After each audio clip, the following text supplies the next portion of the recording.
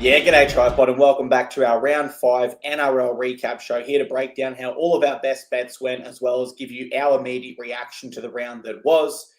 Winnie, it was a change-up of sorts this round. We had some big wins, such as the one you might be alluding to with the hat background and score tile already up, but also a real change of the rugby league rulebook, if you will, with plenty of penalties that wouldn't have been given in previous rounds, mate. How was your weekend, and how do you break down all the action? That's right. There were some highs and lows. There were some parts I really enjoyed. This is our house. The Dolphins, 100% Seabus. Can we start a petition? Can that be the home ground for the Dolphins? Because we're unbeatable at Seabus, the greatest winning percentage in that stadium. So that was a highlight. That was a best bet. That wasn't just my best bet, Pedonis' best bet.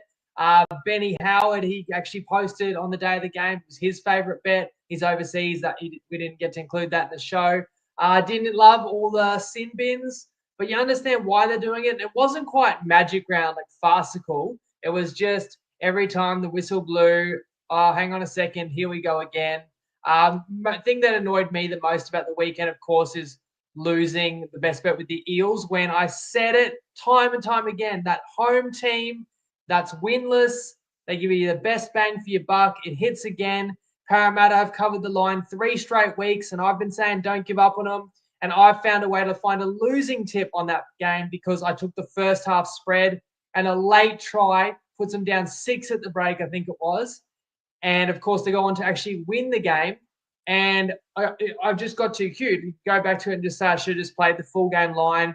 Greater amount of time for the handicap to play out. But, I mean, I think you could count several games this weekend, like the game we just watched, Newcastle, underdog, covers the halftime spread, blown out late. West Tigers, cover the halftime spread, blown out later. I mean, Roosters were an underdog, covered the first half spread, didn't cover full game. So it happens plenty of times. So that's a principle of mine that I still, have picked the first half for a reason. But I'm not even breaking even on those plays. I'm picking the side that covers the game and actually down on those tips. Yet still went 3-2 this round. So I mentioned Dolphins was a winning best bet, either 1-12 Friday night in the Souths Roosters game. And Storm this afternoon was as easy as you like. Were my other winners, though I did lose with Newcastle, which is probably the first game we'll get to, mate. I'm kind of all over the place. But I do want to wish you happy birthday, because it was your birthday yesterday, and I do acknowledge it is quite cruel. I'm rubbing it in your face when your Titans played on your birthday and totally no-showed. Mate, I'll always cop my medicine, as I've got as my name here, Titans superfan and part-time tipper. Clarkey's Collect does get up this week, guys. We played Eels plus 4.5, so seeing it the exact same as Winnie, I guess I was just on the fortunate side there. Instead of going the halftime, I went full-time. But let's kick it straight over to the game we all just watched, and that was the Bulldogs defeating the Newcastle Knights 20-0. And my biggest takeaway, Winnie, this was the most disastrous start to an NRL game that I've ever seen in history. And I'm not over-exaggerating, guys. They lost their best prop or most experienced prop, Jacob Saifiti, as he ran onto the field. He did his calf running on. Now, at least if you do your calf in the warm-up, you can go straight to the NRL sideline official and be like, hey, he's not in, he's injured. He literally had to run on, did his calf, and then just run off the field and say, hey, it's gone.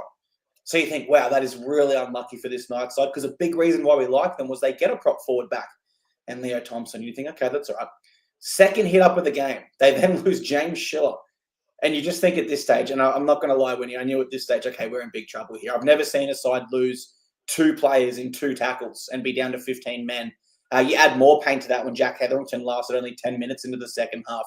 That left them with a one-man bench. And in a professional league as tight as the NRL, that's game over right there. There are very rare circumstances, such as the Rabbitohs this round, where you can overcome such a huge deficit, but it's a rare occurrence, and I think that's why we'll acknowledge the Rabbitohs a little later on. So my takeaways here are very limited. So I'll go through in dot point fashion, Winnie, if you will. Ponga's involvement, we've seen him go first receiver, second receiver this year, really poor tonight. Didn't get involved, didn't float between that first and second receiver role. Next point, hate to single out a player, Greg Marzu. He could not catch a ball out there or diffuse one tonight. That would have to be one of the most errors I've ever seen from a winger. Phoenix Crossland's sin bin, one of the dumbest sin bins I've ever seen against a side that was fighting really hard down on troops, and he killed his side right there. The Knights did shoot themselves in the foot, but it's also hard to be critical of a team under the circumstances that they found themselves in. And then over the fence to the Bulldogs, like, we expected them to win. They get the win. It's super impressive. They're 5-0, but a lot did go in their favour. And so my final point here is I want to give credit to the Bulldogs because by no fault of their own, they were dominant here. They got the job done, and they can only play what's in front of them. So credit to the doggies here, Winnie. How do you break this one down for us? Yeah, disastrous start, as you said, when you lose. I was wondering about that with Saifidi. Could he have almost called it as he ran on, oh, my calf's no good, and maybe he could have saved him an interchange, but it's so late that I don't think you can activate the 18th man, whether you could argue that you could actually sub him before the kickoff and maybe save the interchange. But then you lose Schiller, and it was only a Category 2. I'm thinking, hopefully he can come back. That's really tough as well because that's a winger that you don't have cover for on the bench. And in saying that, it's only 2-0 first half. So you're in a decent position. However, you give up a try first set of the second half, and it's just a battered back bomb. But there was a real theme there that the Dogs just bombed it to Marzio. You said it. Like, he's a really strong player, but his weakness is the high ball, and the Dogs picked on him all night. Looked like they'd scored again off a bat back, which was a line ball that actually went the Knights' way. But the game was blasted apart at 8-0 when the Doggies made a line break, or I think it was it Sexton running through the line, and an offside Crossland hung a leg out there, tripped him. So you probably count him guilty on 2 counts there, and it's a sin bin. Hayes scores 2 tackles later. It's 14-0. So it's game over. Now we're catching 7.5. The Knights were on the attack, building a bit of momentum late at 14-0. And I was really thinking, you score a try here, you're going to make it very interesting. But the Dogs relish their defense. They love defending. They love holding a side to nil. They're 5-0, going into a bye where they expect Burton and Kickout to come back in. And they also expect to get maybe the biggest Good Friday crowd they've had in history. So you tip your hat to the Dogs. I like the spot for Newcastle. It just wasn't their day, so I copped the loss there. Yeah, I turned and said to my partner, what this felt like was right bet, wrong circumstances. I truly do believe, without sounding salty, if the Knights are able to fight this one 17-17, they probably give it a much hotter crack. And I also love that comment from Ryan there saying unders on dog games are still cashing. And I think that's what the Bulldogs do so well. They force you to play their style. You're not able to implement your game plan that you want. You've got to out-hustle them if you want to beat them. And so far this year, Winnie, no one's been able to do it. Let's kick it right back to Thursday night, which was in the nation's capital, where the Raiders defeat the Sharks 24-20. And my biggest takeaway here, Winnie, and I was really passionate about this when I was writing it. It feels like an eternity ago now, but the Sharks got exactly what they deserved, guys. They wanted the referee to win this game for them. Taking the 2 against 12 men with a chance to build some fatigue into your opposition summed up their mentality in that game. Following that, in my opinion, they stopped looking for points. They tried to park the bus, for lack of a better term. I know it's a soccer term, but they tried to park the bus and defend their way to victory. Then I go to their body language. Every single tackle, they were feeling their face, feeling their neck, getting up, throwing their arms up at the referee and crying, looking for more penalties. It was a very poor mindset. And when we talk about their mindset against elite opposition, they have consistently come up short in that department for many years.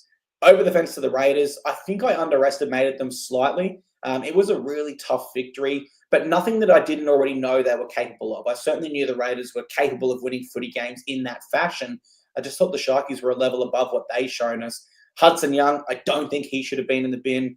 Tarpany, he shouldn't have been penalised to allow the 2 points to go over. So in the end, it was almost poetic justice or karma, if you will, Winnie. And final point for me is the Raiders don't rise too much higher in my books here, just because, as I did touch on, we've seen gritty wins from them for a number of years now. So because they won via that method, I can't rise them too much higher. But the Sharks, I made excuses for them last round. They certainly have to drop down based on what I saw. No questions asked, mate. How did you see this one?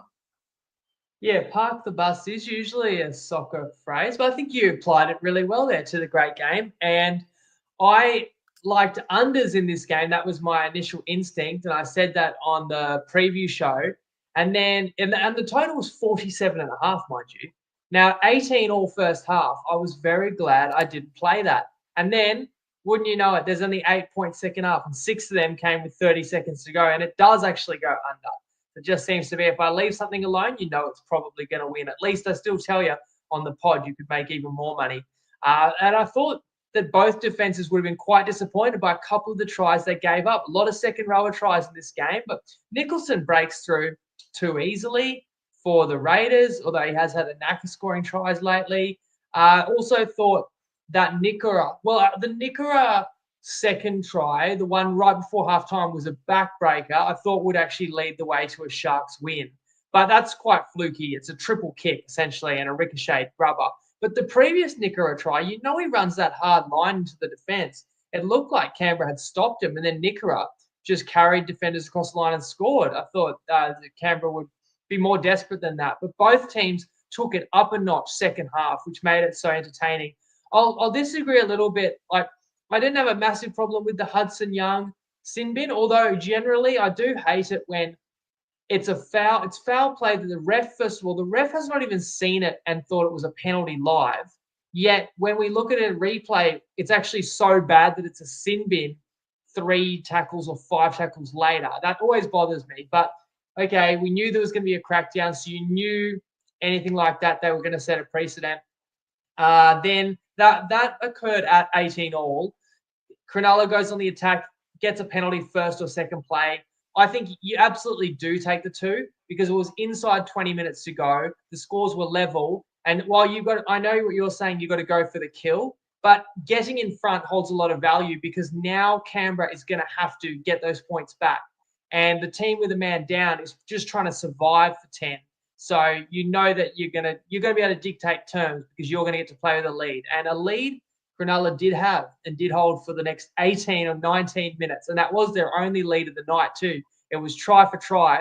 It was always Canberra scoring, Cronulla responding. So Cronulla gets in front. But I also agree that then Cronulla, who obviously receives the kickoff after scoring, had to do more within that time when Hudson Young was in the bin. And it felt like a big boost to Canberra that they survived that period, got Young back on. Even then, there's a set with like 3 minutes to go that's on the Raiders line. And Cronulla goes close a couple of times. Like the last couple of plays is Nico just runs it himself, tackled a metre short. Trindle, same thing, tackled a metre out. I remember the commentator said, Canberra will have to go 97 metres to win this game. That they did. And what an amazing try. And this was a cracking game to kick off the round. And one of the great match-winning tries. To my mind, tell me if something else comes to you, like Xavier Coates last year, that was spectacular. And you probably talk about individual finish. But for a team try to win the game, it's up there with probably not the stakes, but it's up there with not a try, but a miracle. 94, right, for Queensland in terms of ball going left to right. How Seb Chris, the left centre, finds himself on the spot to win the game really typifies what that Canberra team is all about. They're not going to overwhelm you with talent, but they've got a mighty big heart and a great win for the faithful that got out to watch that one. 100%. Well deserved by Raiders in the end. They're getting the job done. Let's move across to Friday night, mate, where we kicked off with the Cowboys defeating Penrith 22 points to 18. And my biggest takeaway is I feel like I've underestimated the Cowboys after they broke through last round at home. They looked a fair bit more confident, and they were playing more of the 2024 Cowboys that we knew. But to come to New South Wales, where they haven't been their best recently, and then knock off what I would have said at the time was a desperate Penrith side, is absolutely unreal. And they've actually done really well against the Penrith in their last 3 games. They've won 2 of them, and I think they lost the other by 6 points. Going back to last year as well, they also defeated every top 4 side at one point, albeit those sides had injuries and suspensions for the opposition, so that did help them. But there is a trend here, guys, where the Cowboys are getting up emotionally and going to another level when they're testing themselves against the best of the best. So very interested to see how their next game against what we would consider an elite side pans out. I've still got question marks around their all-round general consistency and their ability to consistently apply that level of play across a full season. And when I go over the fence of the Panthers winning, I'm just genuinely shocked. I'll ask you this question on the spot. If I said to you, price it up for me, I want to bet on Penrith being 1-4 to start the opening 5 rounds of this season. What odds would you have given me? Oh, mate, yeah, you're talking probably $6 or $7 because they were going to be a favourite in every game except the Melbourne game. Exactly right. Yeah, the only game that you thought was a bit iffy for them was the Melbourne game and the Sharks game, and they took care of the Sharks with excuses. So absolutely crazy that Penrith have fallen to this. And my final point is on them as well. I do think when they get back to full strength, this Penrith side will still get it right. They'll still be a contender. But what made them so prevalent every single week in previous seasons is the amount of depth that they had. You could take a player out and plug in a new one like we've seen at the Melbourne Storm for many years. And based on what we've seen so far this year, that doesn't seem to be the case. So they do have a bit of a depth weakness, it has to be said, which we couldn't have said for them in the past, mate. Break this one down for us. Very impressive win by the Cowboys. How did you see it? In fact, I mean, another way of looking at it, I'm trying to do calcs on the fly, right? What were the odds that Penrith was going to lose 4 in a row? They were like $1.35 to Melbourne. They were to lose. They were $4 to lose to Souths. They were $5 to lose to the Cowboys just gone, but they were like $11 to lose to the Roosters. So if you back that, you're like 300 to 1 in the last 4 weeks alone. So actually $6 or $7 probably light on. Now, so many directions I want to take this. Now, I did see this coming with Penrith. I want to say, like, I talked about all the reasons why it's just too hard to do this in this competition. The salary cap catches up with you. You can't just replace international level players every year. Their season goes longer than anyone else's, or at least equally long, obviously playing till the final hooter in the grand final. Then a lot of the players get picked for internationals. Because of the success, they have as many players playing rep arena as anybody, and also just being the hunted, all right? So I saw all this coming, but I just want to make one point because everybody always claims they saw something coming. Yeah, I saw the Penrith demise coming, but I saw this coming a year ago. I mean, I didn't pick Penrith in my top 4 a year ago. So I did see this coming, but they won the comp last year against, I was wrong, but it eventually has appeared to have caught up with them. All right. And it's a bit like I always laughed when people would say, oh, this will be the year Tom Brady's no good anymore. He's getting too old. It's like, if you keep saying it, eventually you'll be right. But it's defied logic how good Penrith has been for the last 4 years. And Penrith probably hasn't been that bad this year to be 1-4 through 5 games. Just when you consider they've been in every game and they've had a couple that have like come down to the wire. You think about the finish against the Roosters. Obviously, even the Melbourne game, there's a second half lead there.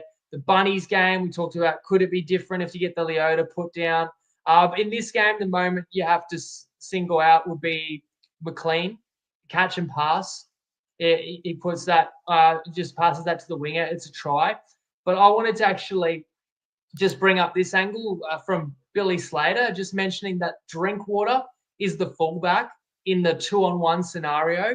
And that is 2 weeks in a row where he has foiled a try that would have either been a match-winning or match-leveling try. And it is due to Drinkwater's technique where he shapes his body as if he is going to go to the runner, the support runner, and he just casts the doubt in the ball runner's mind, who then hesitates on the pass. But actually, Drinkwater is always intending on tackling the ball carrier. But he is able to hedge his bets and position himself, in that split second, and he's saved a couple of tries there, even though people are just going to blame the ball carrier. It's awesome defensive play from the fullback there. For me, I'll just put this out there too. I'm not enjoying the Panthers' demise. I know that we will be the first to, put a meme out there or whatever, and you've got to give the people what they want. And you've also, it's just the Aussie way. We do like to try and bring someone down a couple of pegs when they get a bit too good and we get jealous. So Penrith's an easy target right now. After winning 4 comps in a row, they've lost 4 in a row. I genuinely don't. Yeah, I'm not particularly enjoying it. I don't know if other people out there actually are really enjoying seeing a little bit of Panther pain. I think it's too early to write the Premiers off. But this was a great win for the Cowboys. We talk about how sketchy that record is in Sydney. You get Cotter ruled out the week of the game with illness. And to still fight and hang on and win that game against the desperate Panthers says a lot about the Cowboys. Remember, I talked about seeing some signs in the Brisbane game, although they didn't win. And then the Cowboys carry that through and beat a strong Raiders team. Now you beat Penrith, who are depleted but still fearsome. And all of a sudden, it shows that the team is playing for Payton, because 2 weeks ago, we're almost ready to say he's going to be the first coach fired. Now it legitimizes, that the work they've done in the off season and the preseason, was not all wasted, and this team's still capable of a lot. The way I simplify it is, if the Cowboys really want to defend, they're a dangerous team because the points are always there due to the class players they possess. And the other point I wanted to make, in the previous game, in terms of our hired guns, there was no dice for Benny Williamson, who had Mulatalo for a try. Benny Howard, I think I mentioned he tipped his winner late, but I'm going to, for the guns record that I'll keep, I will only give it to them if their clip made it to the show. And that is the case for Padonis and Undertaker, who are 6-0 combined and have not even been close to a loss. And Padonis was on the Finns with me. Undertaker had Penrith under 31.5, and they didn't even get to 20 points in this game. Yeah, very, very good prediction there from the Undertaker on this game specifically. Let's go to the next game on Friday night, mate. Game 3, where the Rabbitohs defeat the Roosters 20 points to 14. And my biggest takeaway has to be toward the Rabbitohs here. A real dogged performance where they've just shown a level of determination to find a win regardless of any circumstances that were thrown at them. And, losing both your halves is absolutely crazy. Then you add in a winger as well, which is a specialist position. And there's just really something special about a footy side that doesn't know when they're beaten. And what it means is you can escape that perfect start. There's a lot of teams in this league and competition where they need to start very well in both halves. They need to have the perfect finish to the half. This Rabbitohs side, they just found a way to win regardless of all the external pressure they were put under. Over the fence to the Roosters, again, whilst I was super impressed with the Rabbitohs, it has to be said, a complete lack of execution here. And their current spine, it's just not working for them. Now, individually, Teddy, he was great. He was brilliant. Sandon Smith, I thought he scored a nice solo try as well.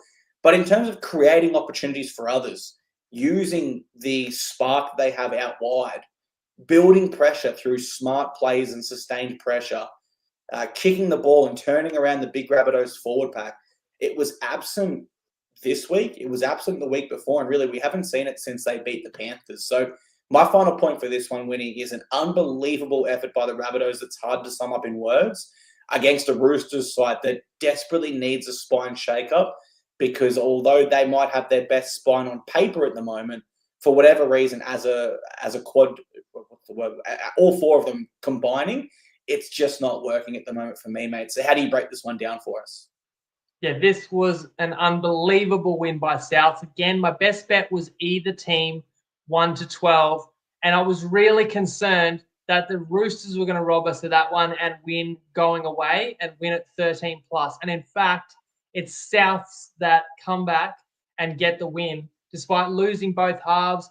I thought Bennett summed it up well. They said to him, is that one of your best ever wins coaching Souths? And he responded by saying, I can't think of many better in my career.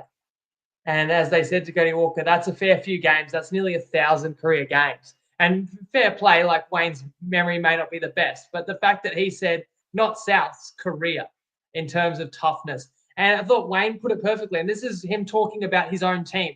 He said, when the Roosters got up 14-8, that easily becomes 30-8. But this team didn't give up. And that's how I felt. And there was actually a conversion to come at 14-8 as well.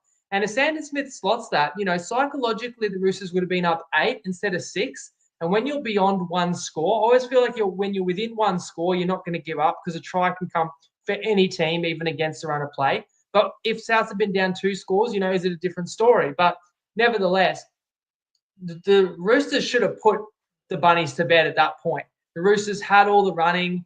And there's a few moments that sort of changed the game. But at that point in time, with the losses that the Bunnies had sustained, and you got no, Cody Walker on the field, it's all on Latrell. I'm looking for, is there anyone else other than Latrell that can help them win this game? Where's Whiten? Well, Whiten's out in the wing, but he had to play wing because there was nobody else that could cover that position. But that actually took away, neutralized another weapon for Souths. So the Roosters really should not have been opened up a couple of times. One is a show and go by Bud Sullivan that levels the score. And then what about that pass from Latrell? Like, some people are saying it's the pass of the season, and then that's very triggering to other people who are Roosters fans who are saying, well, it's 3 meters forward.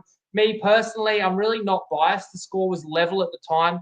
I've bet either 1 to 12. Like, I probably don't even want to try it, but I'm fine with that. I actually think it's a perfect pass.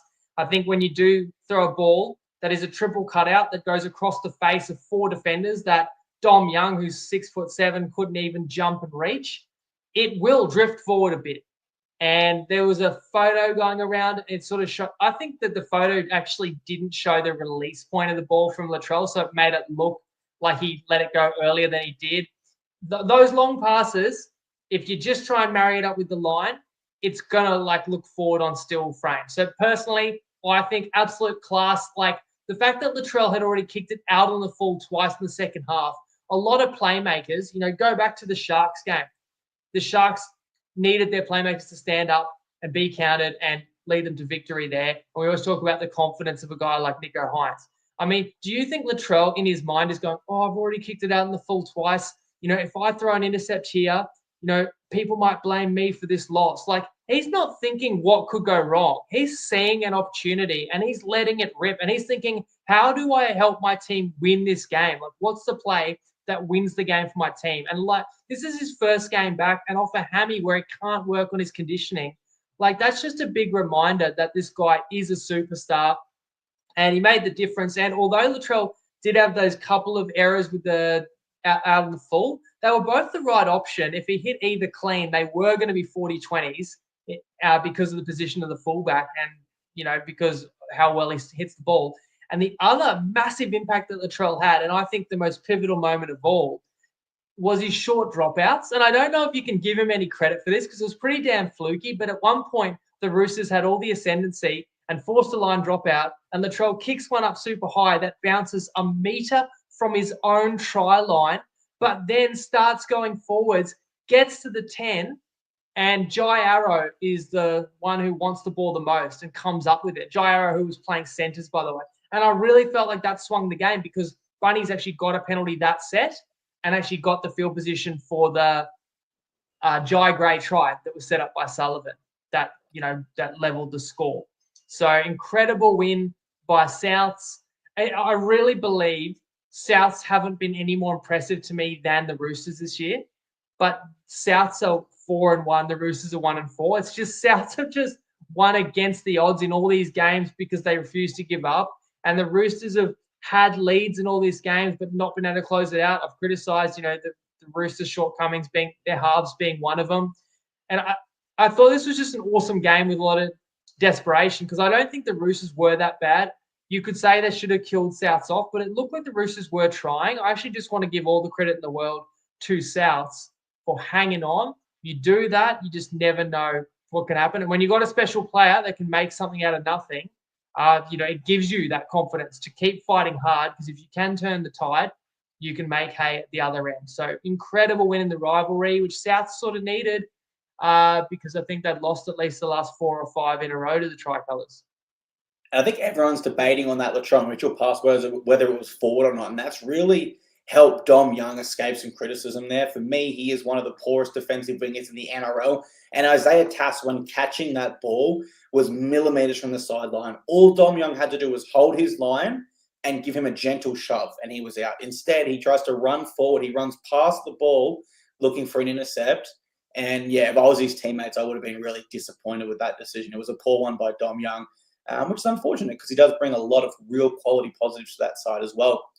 Let's move across to Saturday night. Can I put you on the spot? Because I meant to ask you this at the start of the show. It's going to lead into the next couple of games. Who's your grand final right now? We talked about the demise of Penrith, but you still know what they're capable of. You tell me your grand final right now if you had to pick it, most likely. If I had to pick right now, I'd say Bulldogs and Storm. But I'm not prepared to write the Penrith or Fever. I could have like an each-way bet on them on the side, mate. Who have you got at the moment? I've actually got Eels Dolphins now because we established a week ago like that 0-4 can make finals. They've now both won this weekend, so I'm convinced they'll both make top 4, just like the last time a team started 0-4 was Manly. They finished top 4. The Eels and Dolphins both have more wins on Australian soil than Penrith this year. They both won on Saturday. I jest a little bit. For me, it's interesting you said Bulldogs, but Storm and Bulldogs both look great this afternoon. I would still have Brisbane. I'd have Brisbane above the Dogs. I think that team is pretty frightening. We're going to get to them too. And I would not write off Cronulla yet either because, they're 30 seconds away from winning down in Canberra. Really awesome Canberra team. Awesome Canberra performance, especially on Thursday. So I wouldn't write off Cronulla. I feel like others may because they're starting to see a trend that the players can't step up in big games. But the Bulldogs are generating a lot of momentum. I couldn't write them off either. They're genuine contenders as well. But since I did bring up the Eels, I was joking about maybe making a grand final run, but they showed some life and they got their first win. And now we don't have any more winless teams. So unfortunately, we can't keep backing that trend of the desperation to get us over the line and cover the line. Yeah, we've used up all our magic juice there. But you're right, the Eels did defeat the Dragons 23 points to 22. And my biggest takeaway here was where desperation was a trump card for the Eels. Yet again, the Dragons halves in particular failed to execute down the home stretch. And it reminded me a lot of the Rabbitohs game where it was close and their halves did fail to step up and execute there. Now, unless Lachlan Ilias can significantly address that as the halfback and really turn it around this year and have a career season, make no mistake, he will find himself back in reserve grade next season with Daniel Atkinson joining them. Really can't see a world where Shane Flanagan drops his son Kyle. So there is pressure building on Lachlan Ilias, I'd have to say. I feel for the Eels here, they really just simplified the game plan. It was work hard through the middle. It was shift the ball later in sets and use Zach Lomax as your kick chaser and your X-factor option. Now, that game plan isn't going to necessarily see them beat any of the top sides, but at least they're going to be competitive, right, and give themselves somewhat of a competitive chance if they do find a team off their game or away from their best, which the Dragons were. Final point for me, Winnie, not too many takeaways from this one. It was a great close contest, and I'll just reiterate my first point, I suppose, where the Eels were desperate and gave that little bit extra.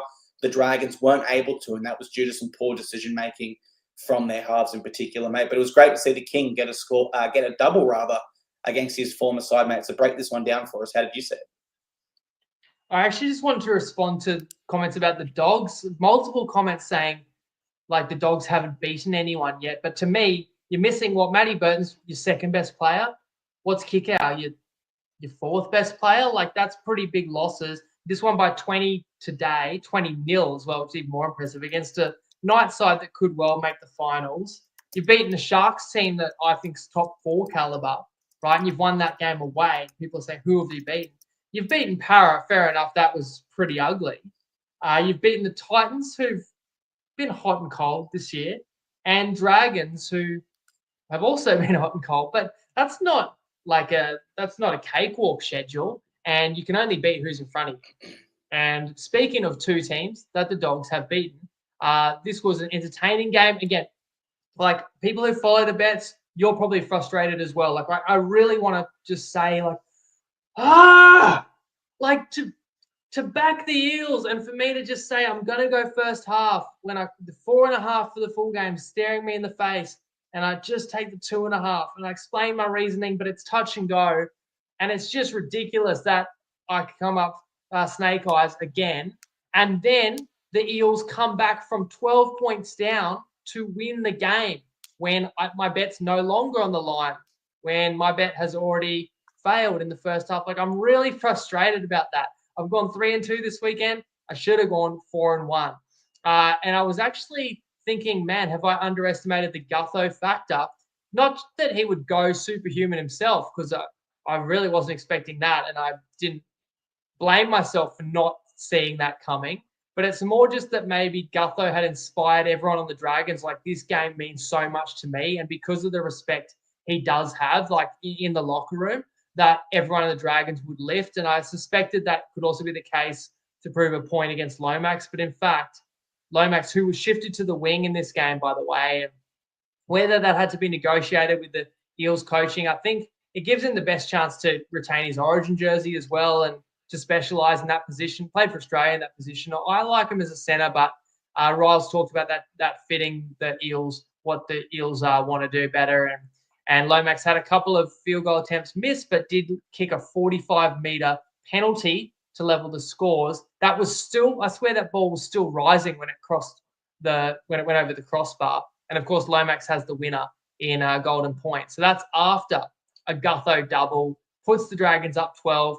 Not the first time this season the Dragons have been up 12 and lost by 1. You mentioned the Dragons' spine. So did Flano. So after they lost the game to Souths, he specifically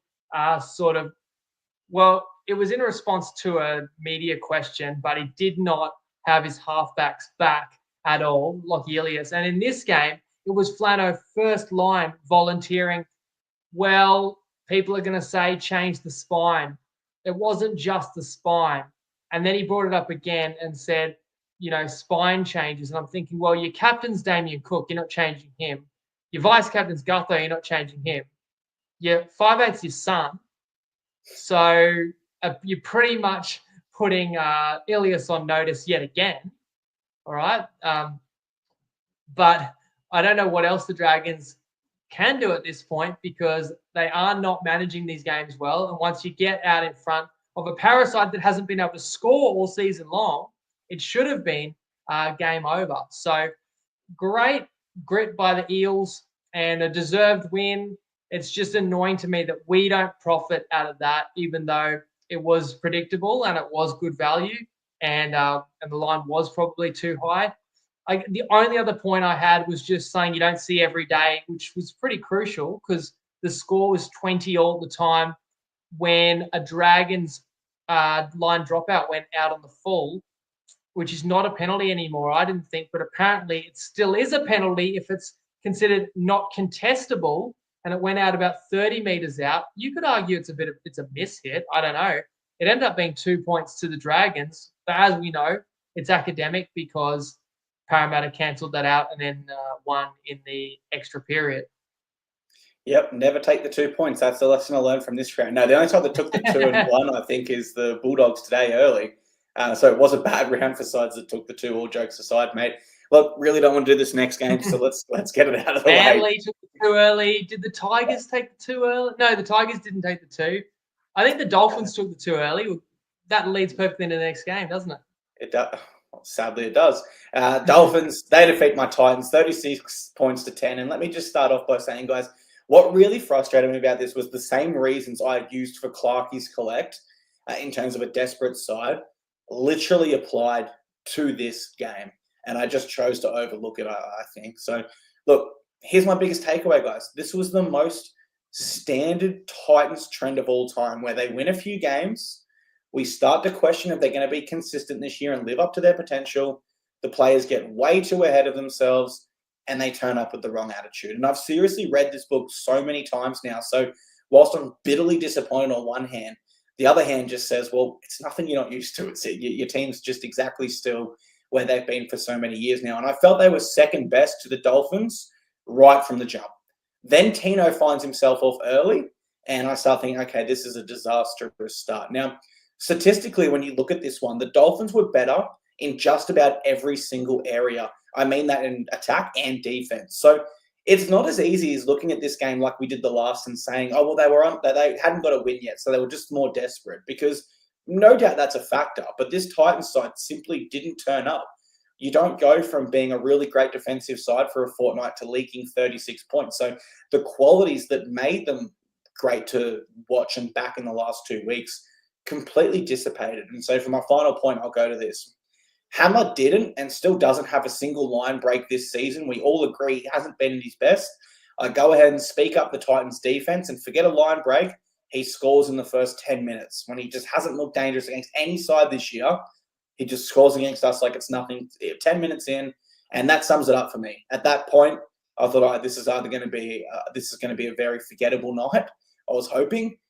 It turned out to be a very unforgettable night because everyone on the pod was essentially with the Dolphins. except me. I got cocky and now I got to eat my words, mate. So I will hand it over to you. Please be kind.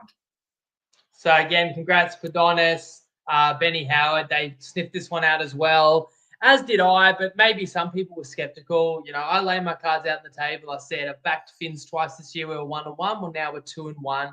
But it was more than just my heart tipping that. I felt that desperation and ability. Well, desperation was in the Dolphins' favour. Ability was a lot closer than probably people gave credit to the Finns. The big bad wolf, you know what he said in the press conference? He said, that game, you just got a glimpse of what we're capable of. So if the Finns winning by 26 points as a 6-point underdog is just a glimpse of what they can do, then how many premierships are we going to win in a row? You know, how good can this team be? We're going to win by 50 every week. So that was exciting. That put a fire in my belly to hear that. You're talking about how you felt doomed so early on, you know, with the bad signs, early sin bin, your captain, the hammer awakened. I'll be honest, I wasn't confident of the win till, you know, much later in the game, because every game in the previous rivalry of the Winnie Clarkey Cup, the losing team did lead by at least 8 points. So I was sort of just expecting it. And you said classic Titans, but it's also classic Titans to have massive swings in games and to come alive and to score fast, but just not be able to keep their mind on the job for 80. So I was very wary that was going to happen. It never did. It was a wire-to-wire win. It was Katoa's best game of the year. It showed how valuable Daniel Saifidi is. Did he score? Was he scored the first try? He scored early in the game. Was his the first or was Hammer the first? I think Hammer was first and DSAF was second. So, but not just that, dominating. You know, I talked about we wouldn't miss Gilbert as much as people might expect, though he is the captain, because you moved the psychopath in the middle of the field and he was awesome again. Kalfusi too, like all the forwards stood up, where you probably should have had the advantage with a more powerful pack on paper. You got Jolliffe back, but the Dolphins dominated every facet of the game.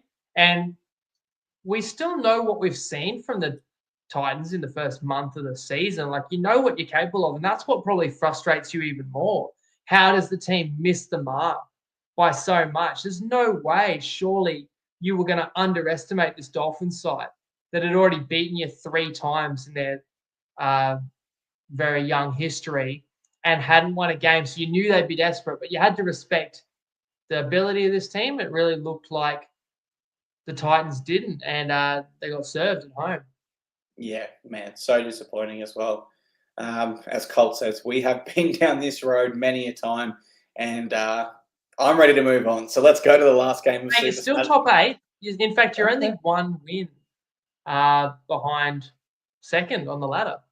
Yeah, so we have had a bye, but I'm trying to keep you positive, mate. All righty.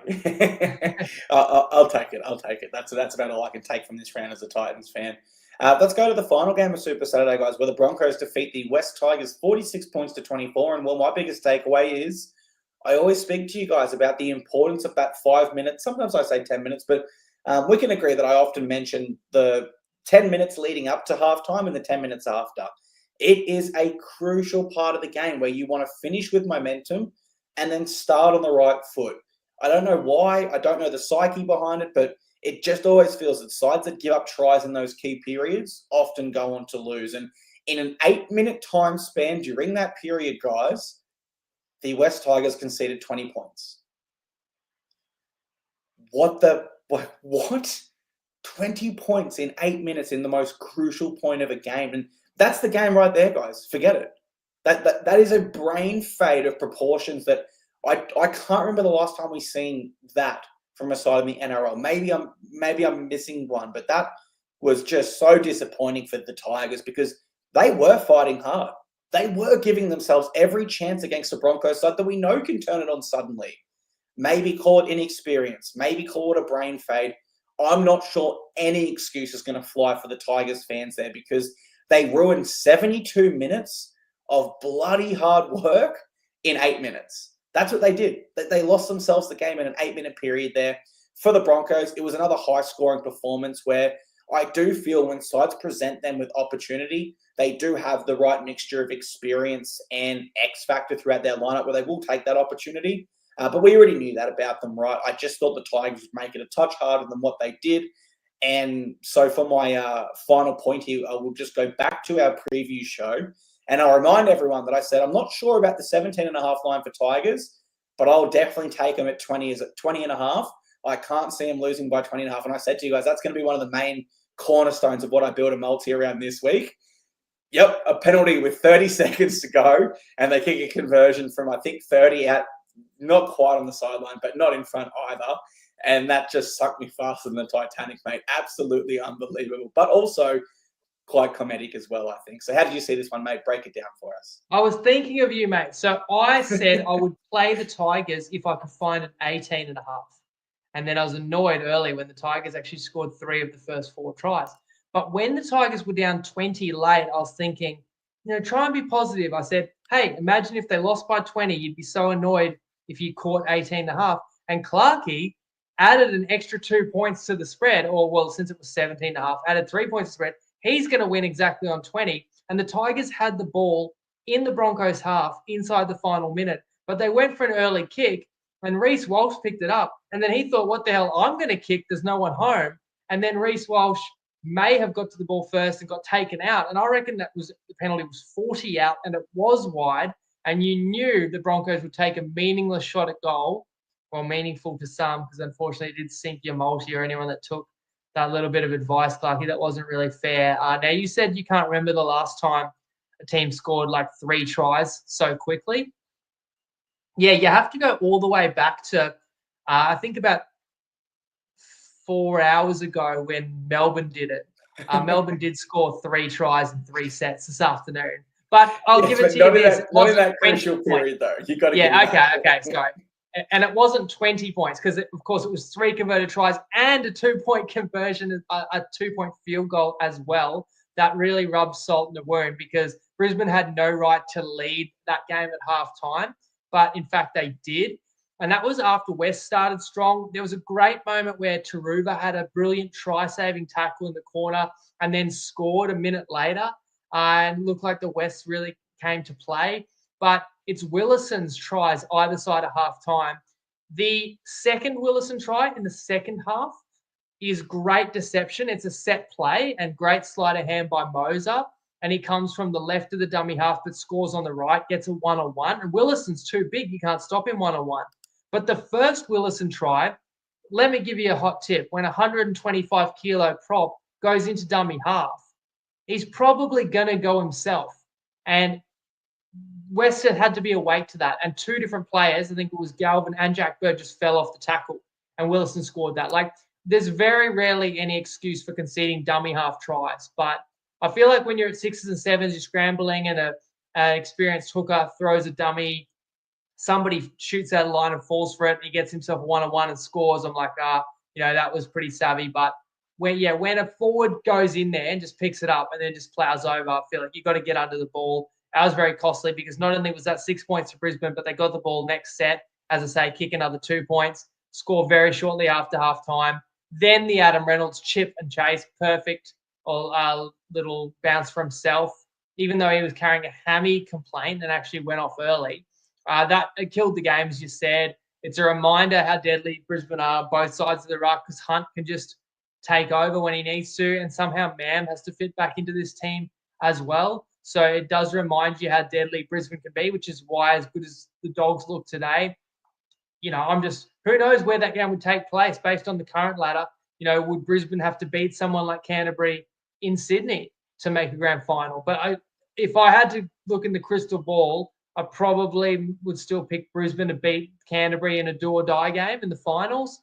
But they're both right there, both playing great footy. And, the Brisbane's had setbacks this year, whereas, of course, the Dogs have an unblemished record. So great home win for Brisbane. And for West, they had their moments, but as you said, fell asleep in the key period of time just before and after the break. And one thing I think we also both forgot to mention was their goal kicking, because they actually went into halftime one extra try than the Broncos, but down because they just missed every That's shot right. It of was goal. 3 tries to 2, but it was 14-12. And you can't kick them all. They were all out wide, but you got to at least kick one of them. Yeah. It does make a difference, even like psychologically, that they wouldn't have been down at halftime, where you just had to feel there would have been a bit of a sense of dismay in the locker room. Yeah, exactly. I'd like to go down a tangent there, but I won't. I won't go down that rabbit hole because I'll go way too long on my thoughts on that. Game 7, guys, Storm defeat Manly 48 points to 24. And my biggest takeaway from this one was just people's perception of Manly coming in. Now, we have people seeing Manly one of two ways at the moment. One, see them as genuine dark horses, and the others still believe they're flat track bullies. And unfortunately, they did add a significant amount of evidence towards the latter there, where this was a rivalry game for them. They were at home where they've been spectacular all year. And realistically, this is one they should have been up for emotionally. One thing the Storm did really well in this game, though, for me, was scoring bunches. They didn't just score one and then go back to playing safe footy until the field position felt right again. They kind of went bang, bang, bang in a lot of different circumstances there. Now, they didn't quite close the door in the first half. They left it slightly ajar there with Manly hitting double digits late. But they came out in the second half, found their rhythm, and just slammed that door shut, where it became clear pretty quickly, okay, Manly are out of this. Storm are on a different level. Now, I don't think the jury is fully out on Manly yet. I don't think we can quite say they're dark horses or flat track bullies based off this game. And that's just because I do have the Storm as my premiers this year. So whilst it is a big loss here, I don't think it should reflect as poorly if they were to lose to a lower tier side in this competition, for example. Final point for me, though, guys, do not doubt the Melbourne Storm coming off a loss ever. The last time we saw them lose 2 in a row was over 2 years ago. I think it was rounds 2 and 3 of the 2023 season, to be exact. So they do not lose 2 in a row all too often. And in fact, usually they come out the week after and win by a significant margin just due to what Craig Bellamy must put them through in the week, mate. So break this one down for us. How did you see it?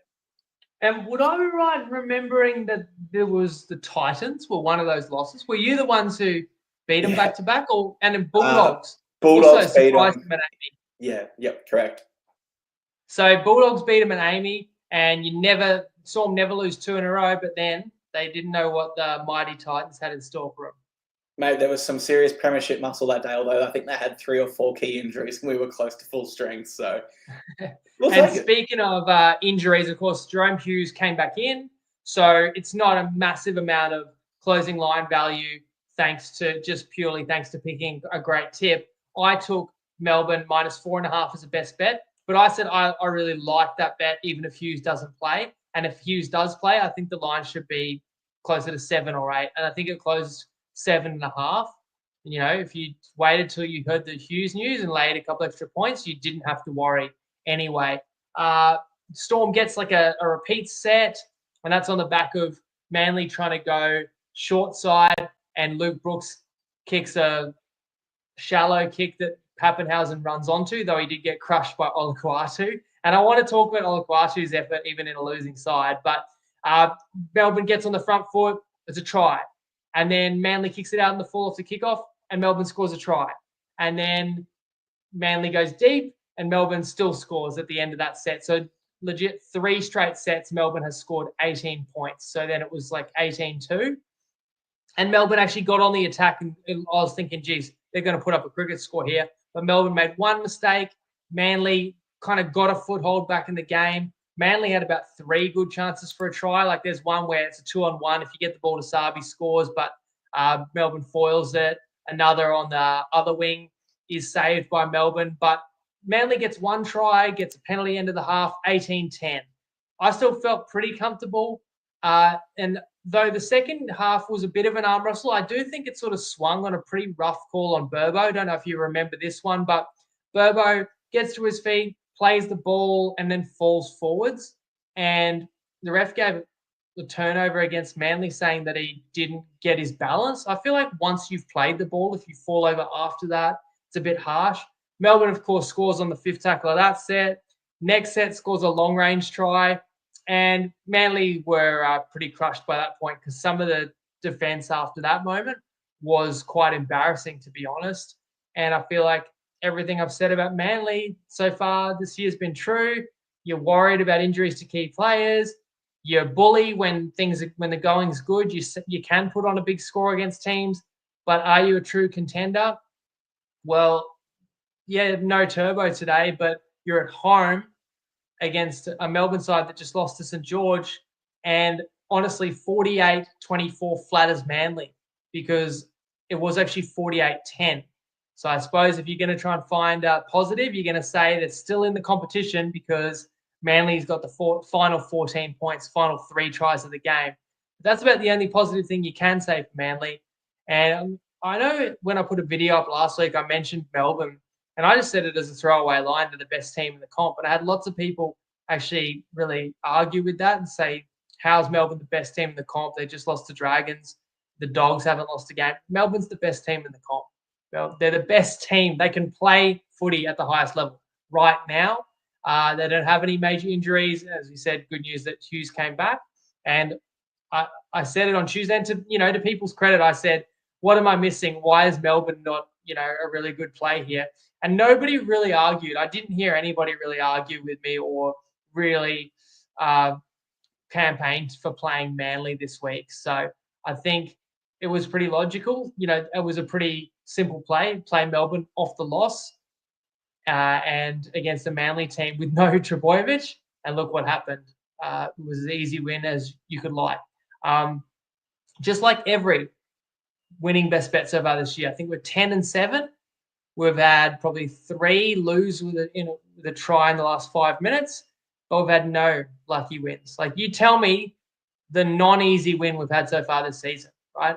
There's been none. So that's why I think I should be even better than 10-7. But it's still a better position than we were a year ago. So I'll live with it. Yeah, all in all, still a positive week for the pod there. 3-2 on best bets. Clarkey's Collect gets up. No mixed matchup to discuss anymore. But so a positive week for the pod. I know you're harsh on yourself, mate. But and the hired guns, I really am proud of those guys and excited. Well, it's easy when you got a lot of guests, of course, if you're only going to focus on the wins.